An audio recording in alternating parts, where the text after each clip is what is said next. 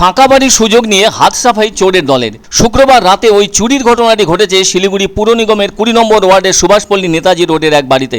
ঘরের দরজা ভেঙে টিভি থেকে শুরু করে জলের পাম্প, বৈদ্যুতিক তার সহ যা যা বিক্রয়যোগ্য বলে মনে হয়েছে চোরেদের, সে সবই নিয়ে পালিয়ে গেছে চোরেরা। জানা গেছে ওই বাড়ির মালকিন কল্যাণী চক্রবর্তী একাই থাকতেন ওই বাড়িতে, কিন্তু নিজের অসুস্থতার জন্য এই বাড়িতে সমস্যা হতে পারে ভেবে বেশ কয়েকদিন ধরে শিব মন্দিরে মেয়ে জামাইয়ের কাছে থাকছেন, যার ফলে বাড়িটি ফাঁকাই পড়ে আছে। আর সেই সুযোগ চোরেরা নিয়েছে শুক্রবার রাতে। ওই চুরির ঘটনা ঘটার পরই শিলিগুড়ি থানায় লিখিত অভিযোগ দায়ের করা হয়েছে কল্যাণী চক্রবর্তীর পক্ষ থেকে। অভিযোগ পেয়ে পুলিশ তদন্ত শুরু করেছে। এদিকে দিনের পর দিন রাজ্যের বিভিন্ন জেলায় বেড়েই চলেছে চুরির ঘটনা। তার মধ্যে তো ফাঁকা বাড়ি পেলে কথাই নেই, সেটা মহা সুযোগ হিসেবে সদ্ব্যবহার করছে চোরের দল।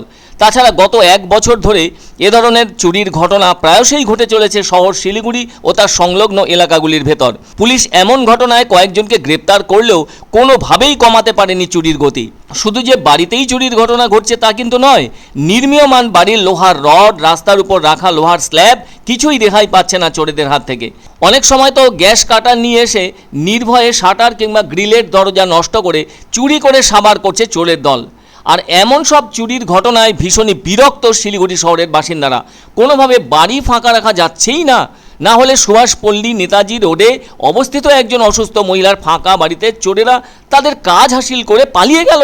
এটা কি করে সম্ভব হলো? পুলিশের দায়িত্বের প্রতি শিলিগুড়ি শহরের বেশিরভাগ মানুষ বিরক্ত বোধ করছেন। তাছাড়া সকলের পক্ষে তো নাইট গার্ড রাখা সম্ভব নয়।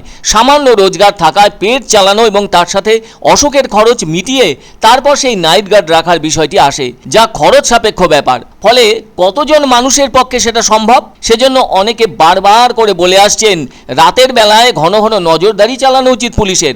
তা না হলে তো এই ধরনের চুরির বিষয় ক্রমাগত বাড়তে থাকবে। তার কারণ সমাজ বিরোধী থেকে চোরের দলের সংখ্যা যদি বেড়েই যেতে থাকে, তখন পুলিশের হাতের নাগালের বাইরে তা চলে যাবে। দেখা যাবে চোর আর সমাজ বিরোধীরাই শাসন করছে শিলিগুড়িকে। এমনিতেই এখন চোরেদের কাছে বন্দুক থেকে শুরু করে নানা ধরনের সরঞ্জাম থাকে বলে জানা গেছে, যা প্রত্যেকটি মানুষের কাছে ভয়ের ব্যাপার হয়ে থাকছে। আর এসব বিষয় তো পুলিশের জানা। এই তো একবার মালদা বামনগোলা থানার পাকুয়াহাট এলাকায় ফাঁকা বাড়ির সুযোগ নিয়ে দুঃসাহসিক চুরির ঘটনা ঘটিয়েছে চোরেরা। ওই বাড়ির মালিক পেশায় একজন পুরোহিত, তাদের আদি বাড়ি বিহারে। এদিকে ওই পুরোহিতের বাবার প্রাণ বিয়োগ ঘটায় ওনাকে সপরিবারে বিহারে যেতে হয়েছিল। ফলে বাড়িটি ছিল একদম ফাঁকা। সে খবর মুহূর্তে পৌঁছে যায় চোরেদের কাছে। ব্যাস, আর কোনো কথা নেই। ওই পুরোহিতের বাড়ির সদর দরজার তালা ভেঙে ঘরের ভেতরে ঢুকে আলমারি, তালা, লকার দুটোই নষ্ট করে ওখানে থাকা সোনার অলংকার, নগদ টাকা এবং কিছু মূল্যবান বাসনপত্র নিয়ে পালিয়ে যায় চোরেরা।